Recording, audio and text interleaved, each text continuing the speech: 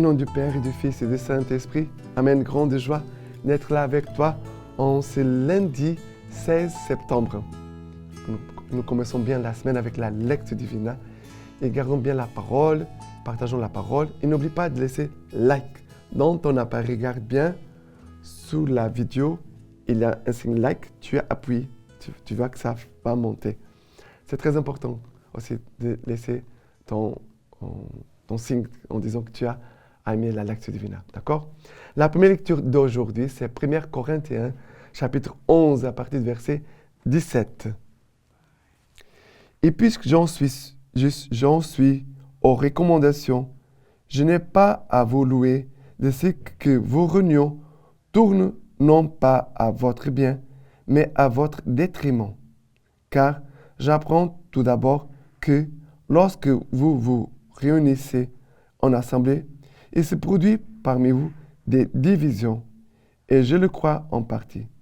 Il faut bien qu'il y ait aussi des scissions parmi vous, pour permettre aux hommes éprouvés de se manifester parmi vous.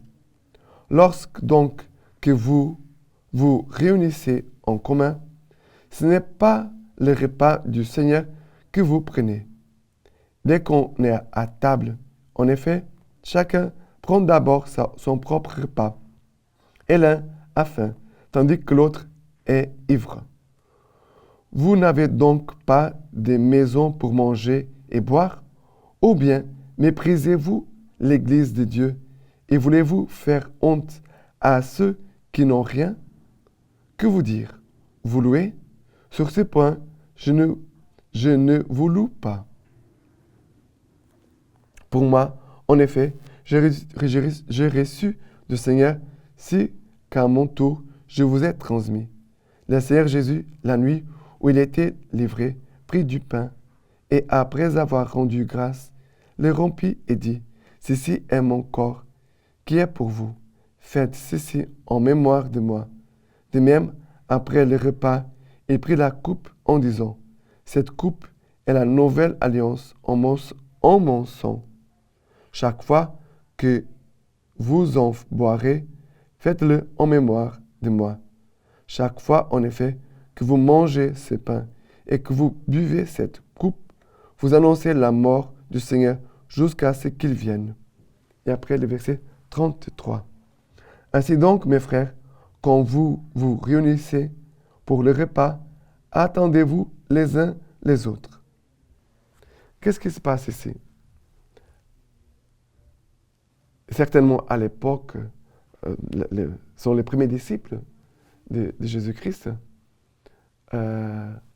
qui certainement, ils venaient pour se rassembler pour l'Eucharistie, pour célébrer la Pâque du Seigneur, pour se nourrir du corps et du sang du Christ. Et Paul, ici, à partir du verset 22, 23, il va dire exactement, « Pour moi, en effet, j'ai reçu du Seigneur ce qu'à mon tour, je vous ai transmis. » Il va parler de l'Eucharistie. Mais avant, il parle des chrétiens qui se rassemblent pour un repas.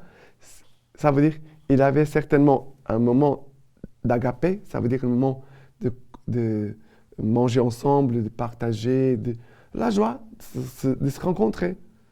Voilà. Ça veut dire le repas de l'amour fraternel et après le repas eucharistique. Qu'est-ce qui se passe pendant le repas fraternel? Certainement, il avait des personnes plus riches que d'autres, alors les pauvres n'avaient presque rien. Et ceux qui étaient riches, qui apportaient beaucoup de choses, qui se mettaient à table et pour manger, tant que les autres sont juste à côté et n'ont rien à manger, ou très peu. Et ceux qui ont beaucoup de choses ne voient pas, ne font pas attention, ne partagent pas, n'ont pas les soucis de ses frères. Ce sont les frères qui sont juste à côté. Quand on ne voit pas les pauvres, c'est une chose. Quand on les voit, ils sont là, à la table avec nous. Et je trouve que c'est très beau, ce qui s'est passé dans le premier siècle de l'Église. Il avait le moment le partage fraternel, de l'amour fraternel. Et si l'amour fraternel était au point, on pourrait maintenant célébrer l'Eucharistie. Vous voyez, on se rencontrait d'abord pour célébrer l'amour de Jésus entre nous dans la vie fraternelle et après dans la vie sacramentelle. Deux choses, mais qui sont complémentaires. Parfois, dans nos églises aujourd'hui, dans nos paroisses, dans nos communautés, il a la dimension sacramentelle. On va célébrer la messe, on va recevoir la parole de Dieu, le corps et le sang du Christ. Mais il n'a pas la dimension fraternelle. Et les gens se rencontrent pour la messe et après chacun part chez soi. On ne se voit même pas, on ne se regarde pas, on ne s'intéresse pas les uns aux autres. C'est dommage. C'est quelque chose qu'il faut récupérer pour nos communautés, pour nos paroisses, voilà, là où nous sommes. D'accord? Et le psaume d'aujourd'hui, c'est le psaume 40, à partir du verset 7. Mon âme soupire et languit après les parvis du Seigneur. Mon cœur et ma chair crient de joie vers le Dieu vivant. Pardon, c'est le psaume 40. Je me suis trompé. Le psaume 40.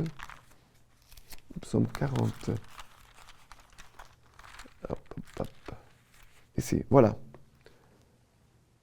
Tu ne voulais sacrifice ni oblation. Tu m'as ouvert l'oreille. Tu n'exigeais holocauste ni victime. Alors j'ai dit, voici, je viens. Au rouleau du livre, il m'est prescrit de faire tes volontés. Mon Dieu, j'ai voulu ta loi au profond de mes entrailles. J'ai annoncé la justice du Seigneur dans la grande assemblée. Vois, je ne ferme pas mes lèvres. Toi, tu les sais. Et après le verset 17. Ils jubileront et se réjouiront en toi, tous ceux qui te cherchent, et rediront toujours, Dieu est grand, ceux qui aiment ton salut. Alors, remarquez que le verset 17 dit, ils jubileront et se réjouiront en toi, tous ceux qui te cherchent. Ça veut dire que c'est le pluriel. Alors, on va se réjouir, on va être dans la joie ensemble, parce que nous voulons chercher le Seigneur. Ils vont dire ensemble, le Seigneur, Dieu est grand. Ceux qui aiment ton salut. Ici, on pourrait dire que le centre, c'est Dieu. Si nous marchons vers le centre, tous ensemble, on s'approche de Dieu, on s'approche les uns des autres. Il n'a pas comme aimer le Seigneur sans aimer aussi nos frères et sœurs. Et c'est Saint Jacques qui dit cela aussi. Nous ne pouvons pas dire que nous aimons Dieu si nous n'aimons pas nos frères que nous voyons. Dieu, on ne voit pas. Et nous pouvons dire, j'aime le Seigneur. Et tes frères que tu vois, tu ne les aimes pas. Alors, ici, le commandement de l'amour nous oblige toujours à aimer Dieu, à recevoir son amour et à partager l'amour de Dieu envers nos frères et sœurs d'une façon bien concrète. D'accord? Et l'évangile d'aujourd'hui, c'est Luc, chapitre 7, à partir du verset 1. Luc, chapitre 7, à partir du verset 1, nous dit ceci. Après qu'il eut fini de faire entendre au peuple toutes ces paroles, il entra dans Capharnaüm. Or, un centurion avait malade et sur le point de mourir, un esclave qui lui était cher. Ayant entendu parler de Jésus, il envoya vers lui quelques-uns des anciens des Juifs pour les prier de venir sauver son esclave. Arrivé auprès de Jésus, il les suppliait instamment. Il est digne, disait-il, que tu lui accordes cela. Il a en effet notre nation, et c'est lui qui nous a bâti la synagogue. Jésus faisait route avec eux, et déjà, il n'était plus loin de la maison quand le centurion envoya des amis pour lui dire, « Seigneur, ne te dérange pas davantage, car je ne mérite pas que tu entres sous mon toit. Aussi bien, ne me suis-je pas jugé digne de venir te trouver, mais dis un mot, et que mon enfant soit guéri. Car moi, je n'ai rang que des subalternes. J'ai sous moi des soldats, et je dis à l'un, va, et il va, et à un autre, viens, et il vient, et à mon esclave, fais ceci, et il le fait. En entendant ces paroles, Jésus l'admira, et se retourna, et il dit à la foule qui les suivait, je vous l'ai dit, pas même en Israël, je n'ai trouvé une telle foi. Et de retour à la maison, les envoyés trouvèrent l'esclave en parfaite santé. Voyez l'humilité et la qualité de charité qui est dans le cœur de cet homme.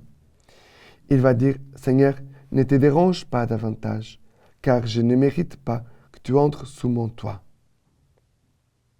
Mais dis un mot et mon enfant soit guéri.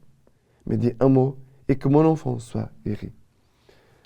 Ici, nous voyons l'humilité, la foi et la charité dans le cœur de cet homme. Nous voyons la foi, parce que Seigneur, dis son nom une parole et mon enfant sera guéri. La foi. L'humilité, Seigneur, je ne suis pas digne que tu entres sous mon toit. Je ne suis pas digne. Je ne suis même pas digne d'aller te rencontrer. C'est pour ça que j'ai envoyé des serviteurs à l'intérieur d'aller te recevoir. Charité, il parle de son esclave comme son enfant. Il ne dit pas mon esclave. Il dit mon enfant sera guéri. La qualité du cœur de cet homme qui était il n'était pas juif. Ici, faites attention. Un centurion n'était pas un juif pieux, non. Mais qui va prier, qui va faire une demande à Jésus. Avec beaucoup d'humilité, beaucoup de foi et aussi beaucoup d'amour. Voilà la force de notre prière. Humilité, foi et charité. Et la réponse de Jésus est tout de suite. Elle est tout de suite. Voilà. Et Jésus va... En entendant ces paroles, Jésus l'admira et se retournant, il dit à la foule qui les suivait, je vous l'ai dit, pas même en Israël, je n'ai trouvé une telle foi.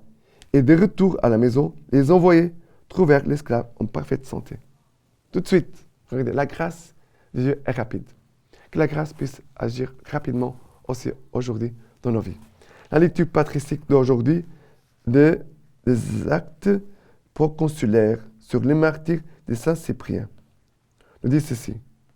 Le 14 septembre au matin, une grande foule se rassembla au champ de Sextus, sur l'ordre du proconsul Galère Maxime.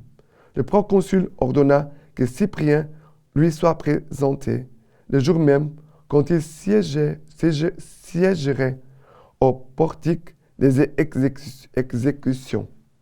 Lorsque l'évêque Cyprien fut amené, le proconsul lui demanda, « C'est toi qui es Tacius Cyprien ?»« C'est moi. » Le proconsul, « C'est toi qui prétends être le chef d'hommes aux doctrines sacrilèges ?»« C'est moi. » Les très saints empereurs ont ordonné que tu sacrifies aux dieux. Je ne le ferai pas. Galère Maxime lui dit, réfléchis. Cyprien répond, fais ce qu'on t'a commandé. Dans une affaire aussi juste, il n'y a pas à réfléchir. Maintenant, je vous laisse la bénédiction par les mains toutes cures de la Vierge Marie. Dieu Tout-Puissant vous bénisse et vous garde, le Père, le Fils et le Saint-Esprit. Amen.